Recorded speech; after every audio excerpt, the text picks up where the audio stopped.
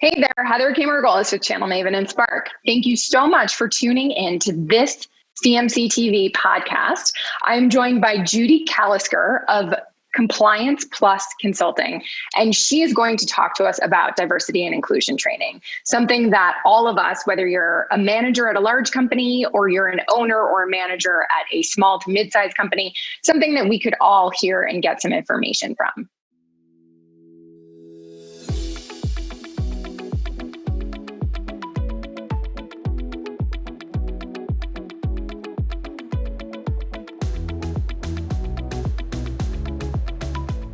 Heather Kamer-Golis with Channel Maven and Spark Your Channel. Thanks so much for tuning in. I have Judy Kalisker of Compliance Plus here with me to talk to us today about diversity and inclusion, something we're all very curious about and more so in light of recent happenings. So Judy, thank you so much for joining us. Thank you so much for having me. Now, I own now 2 companies. And one thing that no one ever taught me was how to manage. You know, I did my undergrad in business. I did my MBA. Sure, we had here's how you incent your team and here's how you get your team really excited. But I find that managing humans is maybe the most challenging thing that I do. So tell us a little bit about what Compliance Plus does.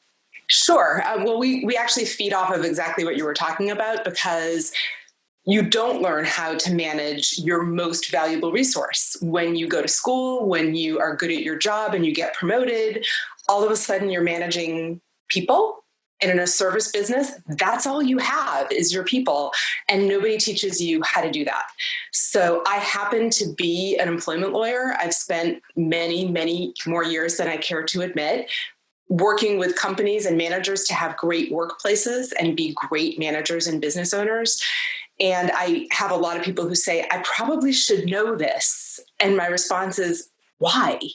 Why would you know that this employee might be entitled to time off for that thing that happened? That's not intuitive. It's not something you learn in school. It's not something you learned doing your job that got you promoted. We're here to help you manage those people so that you can do what you are hired to do, which is to manage your business. Right. If you're an accountant, if you're an attorney, all of the solution providers that we work with, and even the IT vendors, if you're good at marketing or you're good at accounting, that doesn't mean that you're good at HR. Exactly. And most larger organizations have human resources staff on as an employee. We provide that as an outsourced service because under a few hundred employees, you may not need someone full time, but when you need someone, you need someone who is skilled and experienced in managing those human resources, and you need them right now because you have an employee in crisis or a situation that you need to handle. Well, and it's funny for us, Channel Maven really started in Massachusetts, moved to Colorado. Most of our employees were here in Colorado, and now we have employees all over the world. So even if I mastered Colorado, it's totally different. So let's jump in. We work with, as you know, large IT vendors, and then we also help their channel partners. So I think there are elements that are interesting for both as we talk about the difference between your work life and your community. So talk a little bit about how things have shifted. Sure. One of the things that happened this summer, obviously, after the murder of George Floyd, was a lot of attention being paid to the workplace. And I don't know if it's because more people were remote and further removed from the people that they saw every day that cared about them, that they cared about, but I've never seen this before, but employees were really demanding that their employers make a statement. Number one, condemning the killing, and number two, supporting the employees who were people of color, who were struggling and going through something really personally challenging for them, and showing some support and some empathy. That said, a lot of employers were kind of caught off guard and unprepared to deliver those messages. And they weren't sure what to say, how to say it, what to do. A lot of them were starting to do training or have conversations in the workplace that kind of make lawyers like me nervous. Squirm. Squirm. Not quite cringe, but almost. Because those are conversations that can make people uncomfortable. And if it's race-based. Like a few years ago, people had a lot of open conversations in the Me Too era about gender in the workplace. And again, lawyers like me say, okay, but we're at work and let's be careful about how much we say and what we're requiring people to do and talk about. And, the laws make me a little nervous about that. So I've seen it go bad and I've seen it done very successfully. I do a lot of workplace training and I do workplace investigations. And I think that I've developed kind of years of experience in seeing how things do go bad so I can help figure out how to do it right. Right. Well, and I think we did two things. I probably made one of those mistakes, right? I came out and I spoke very openly about how much this troubled me and what it meant for us and how things were different. But then we also had somebody on our team ran a panel, all with people of color in executive positions, talking to their peers and their subordinates and their managers about how these conversations need to happen. And we probably should have talked to someone like you first. I think we did a great job. We got amazing feedback. We really made it inclusive. But what you're about to teach us is some of the things that we should think about before we have these types of training. As you think about what companies should be doing, where do they start? So I think, first of all, you have to decide as an organization, as a leader in an organization, what message you want to give people and articulate it in a way that you're comfortable with everyone hearing it. What becomes a little more challenging potentially is when you require people in the organization to hear or say things that make other people uncomfortable. So, okay, I'll do like the 2-minute legal lesson. And the reality is that the workplaces where you go to put food on the table, to pay the mortgage, to pay the rent. Yes, you choose a workplace, hopefully, that matches your culture. But while you're there, it may not be as comfortable to have conversations about issues of race and gender and a whole list of other politics, right, class characteristics as it would be in your community, in your place of worship, with your friends, out to dinner. And because this is the place you kind of have to go to make a living, the government has kind of stepped in and said, okay, so we need to make sure that this is a comfortable workplace. And we really don't want you to have a workplace that's uncomfortable based on any of these, 10 or 15 characteristics that they've listed.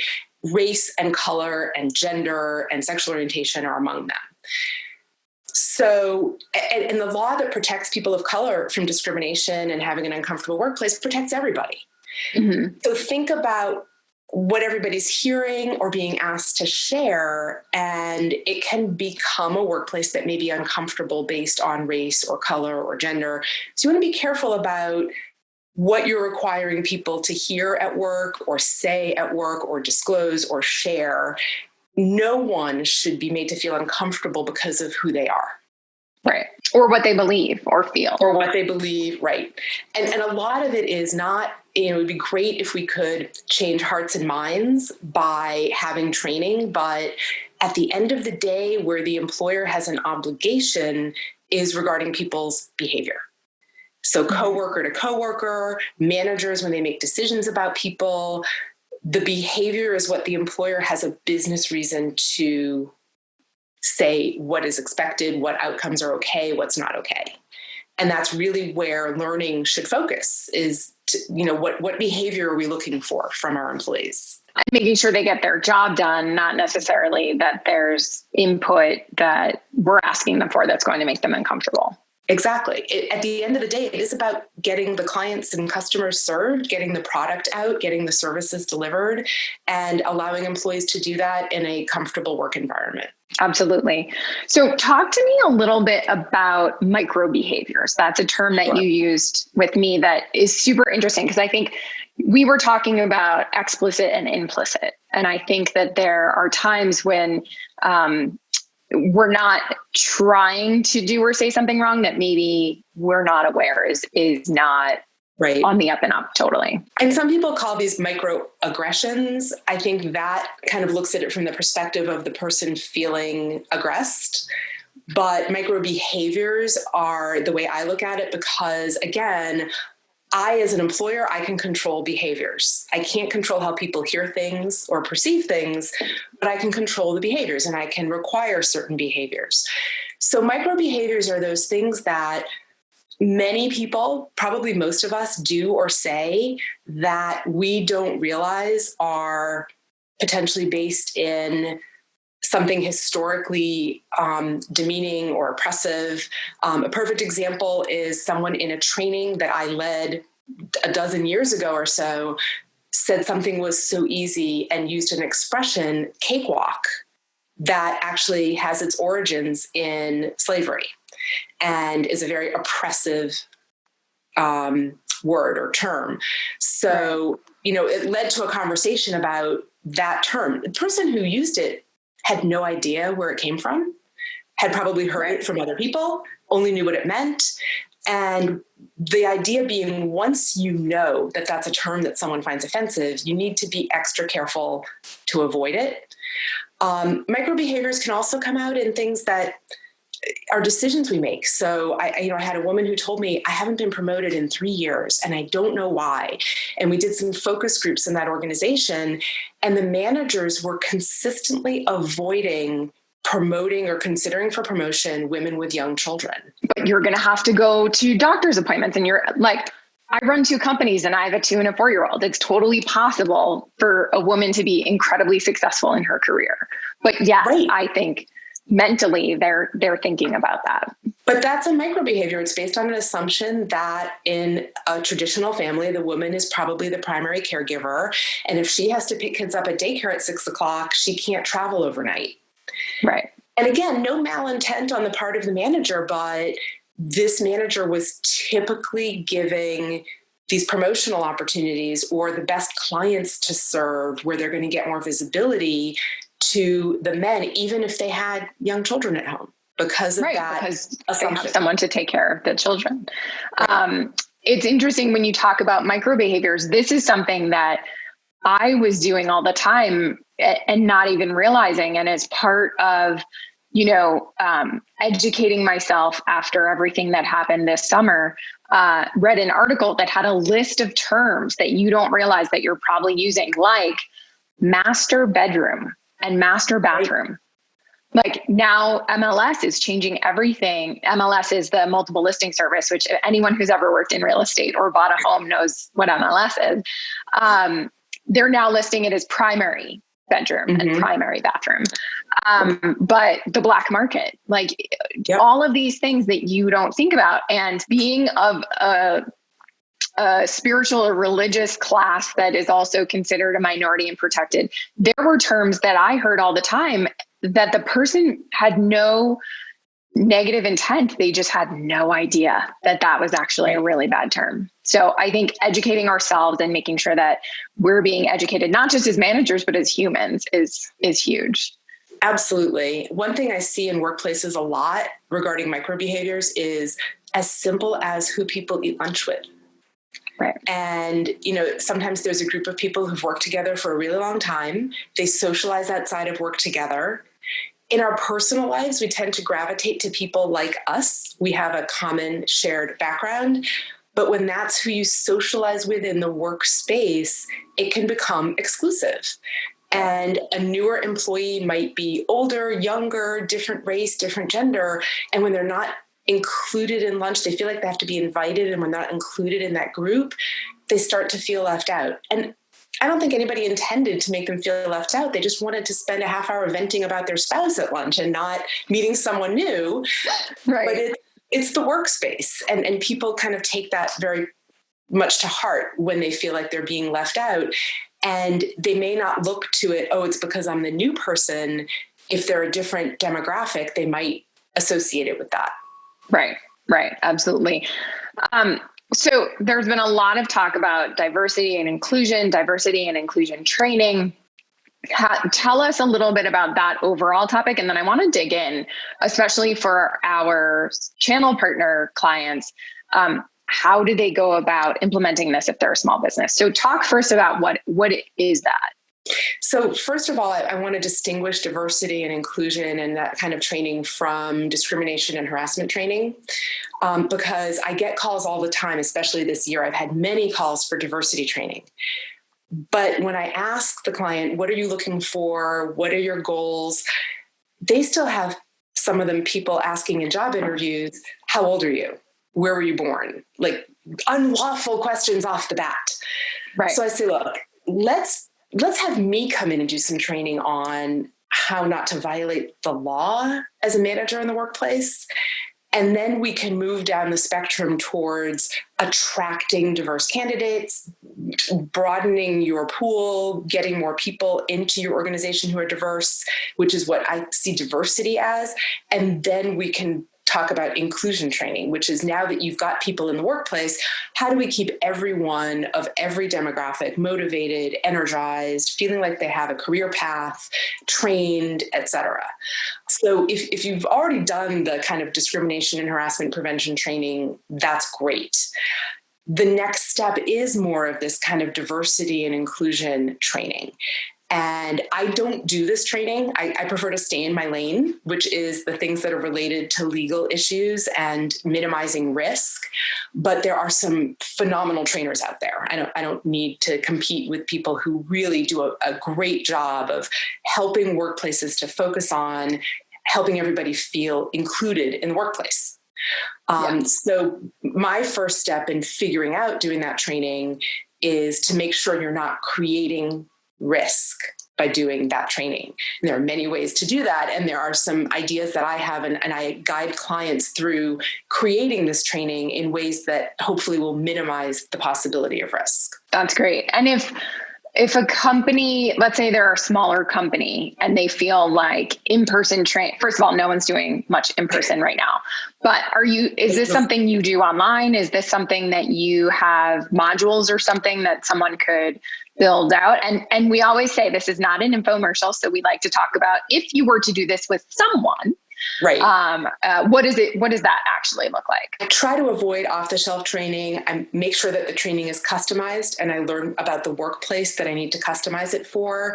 I think there's nothing less effective than having people sit through a training with case studies about a workplace that is not their workplace. Right. So if you have people who are selling a product and all of your case studies are in a manufacturing setting, the content isn't going to resonate with anyone. It's not realistic, and they're going to dismiss it as, oh, this doesn't apply to me. So, not to mention, if they tune out and you've lost them, then, A, you've wasted time where you, the employer, could be making money, and B, they're not going to listen to the rest of it anyway. Exactly. If you're going to invest in having your employees not doing their job for an hour or 2 or 3, you want it to be as effective and helpful as possible, not something that they're going to dismiss and not listen to. So I agree with you 100%. When it comes to diversity and inclusion training, my recommendations are to, first of all, start with a vendor that does workplace training.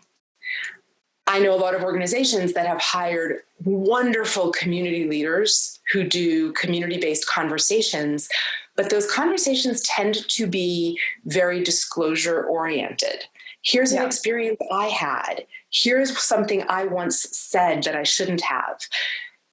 If it's about a different workplace, the only risk is that you made someone uncomfortable. But if it's about that workplace, it can get really scary to have people disclosing, oh yeah, I guess I did discriminate 6 months ago when I asked this applicant this question.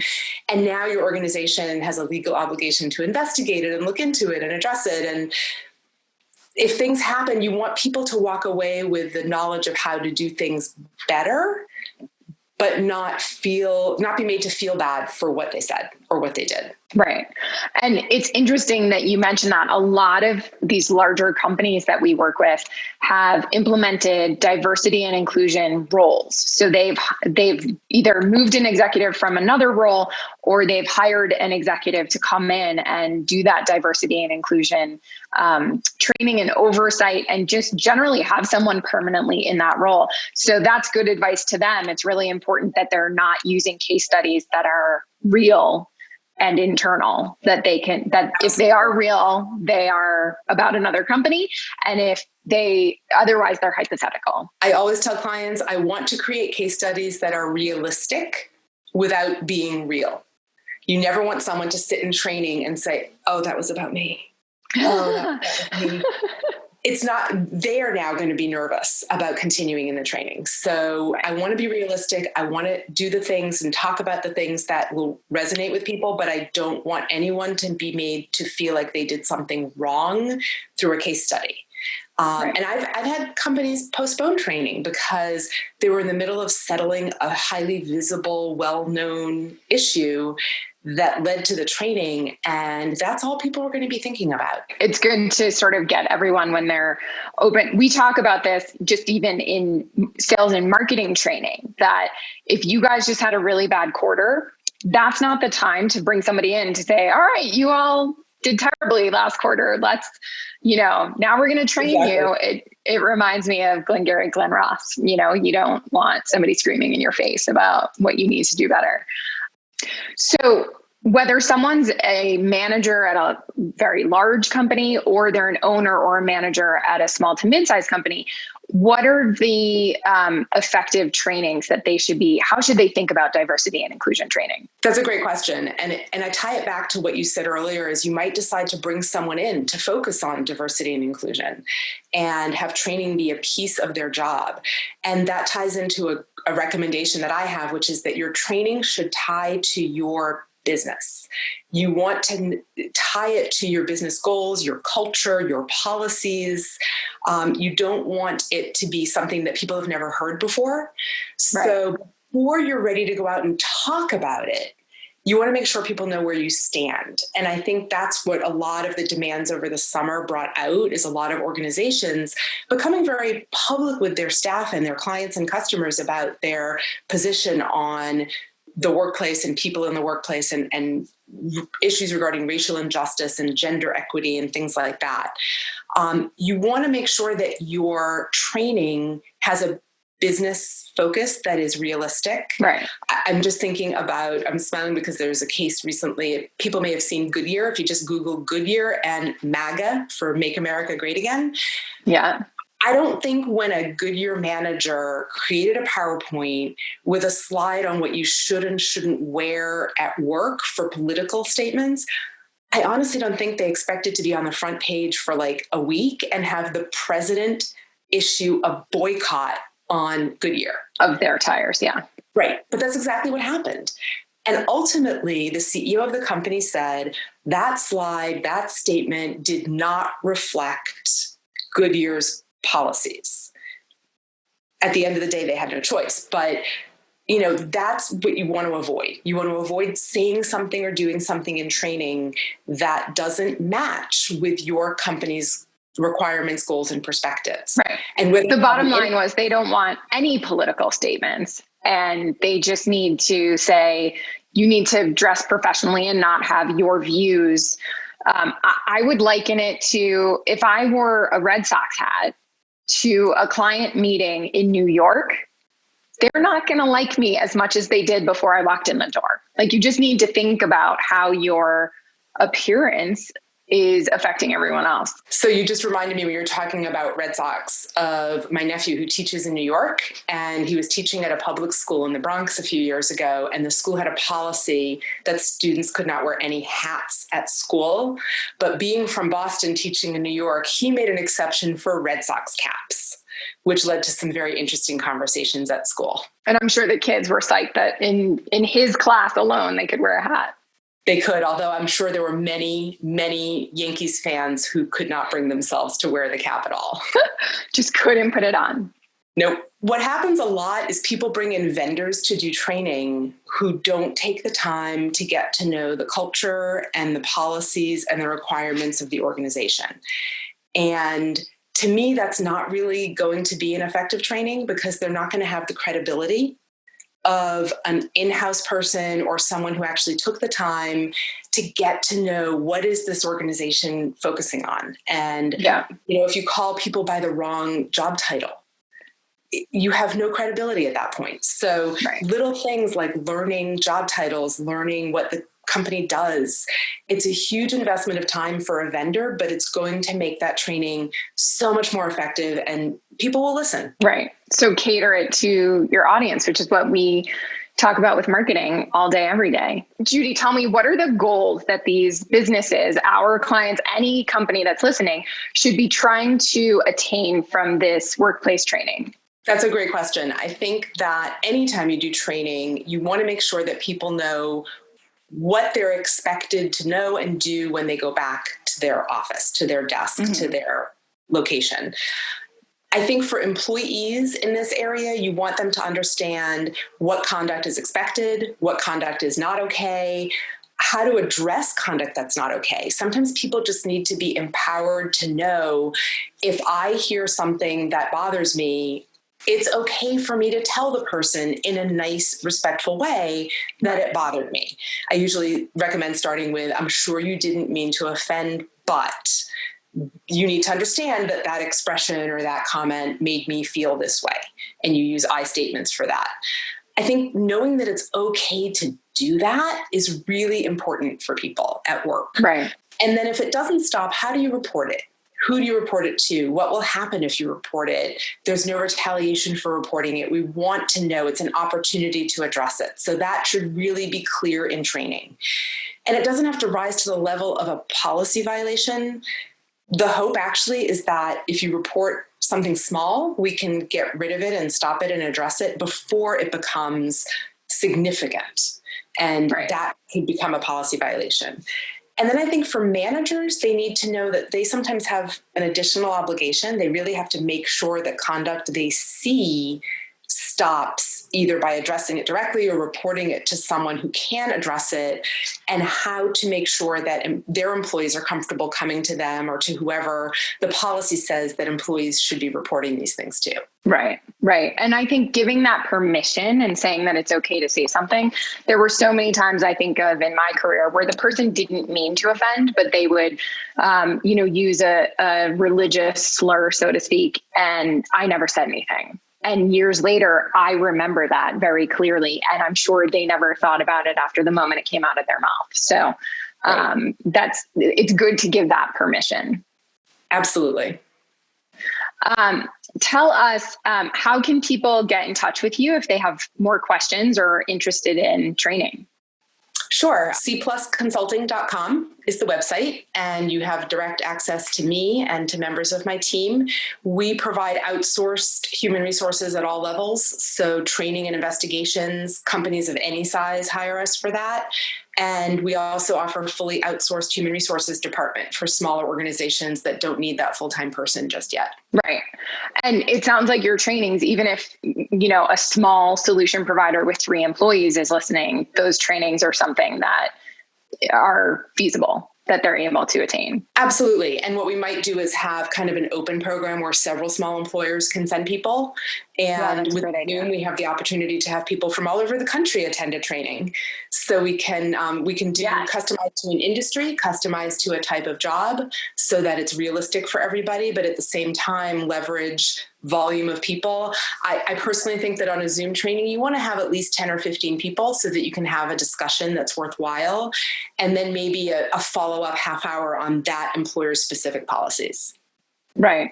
It's also very interesting. Our vendors could run a training like this for all of their partners. If their partners are smaller businesses and a large IT vendor like Google or Microsoft wanted to say, okay, anyone in this region that wants to attend a training around diversity and inclusion, we're going to run that for you. So that would be kind of cool. One thing I forgot to ask you that in our pre-call, we chatted about a little bit. It used to be that employers would say, well, I can't have more diversity in my team. I'm based in, I don't know, Vermont. And we don't have a ton of diversity and we're not manufacturing, we're a services business. Now, with so many businesses being remote, that's less of a challenge, right? Are you seeing that? Absolutely. Yep, absolutely. And my recommendation to employers is to reach out to schools and placement offices in cities that you might never have thought you could hire from before. If you're going to be remote for the foreseeable future, you have no boundaries. You can hire from anywhere as long as someone has better bandwidth than my house. But as long as someone has good bandwidth or a hotspot, they can work for you. And it really opens up so many opportunities for geography. So if you're that Vermont employer that feels you should have more representation of different demographics on your team, contact New York City, contact Boston, contact San Francisco, LA. It doesn't matter anymore. That's awesome. Well, thanks so much for joining. We have a little fun fact that we want to share with people. Judy is on the podcast because she is very smart about what she does. And we have used her for years as a HR consultant, but she also happens to be my aunt. So if you notice the voice sounded similar or any familial similarities, yeah, and that person she was talking about is my brother. So go teachers. We're thinking of teachers right now. It is September. We're recording this on September 17th. A lot of teachers are going live. A lot of teachers are doing it remote for the first time. And I can tell by my Zoom bandwidth that they're all on Zoom. So thinking of teachers. And Judy, thank you so much for coming. This has been great and helpful. And anyone who has questions, please don't hesitate to reach out to Judy.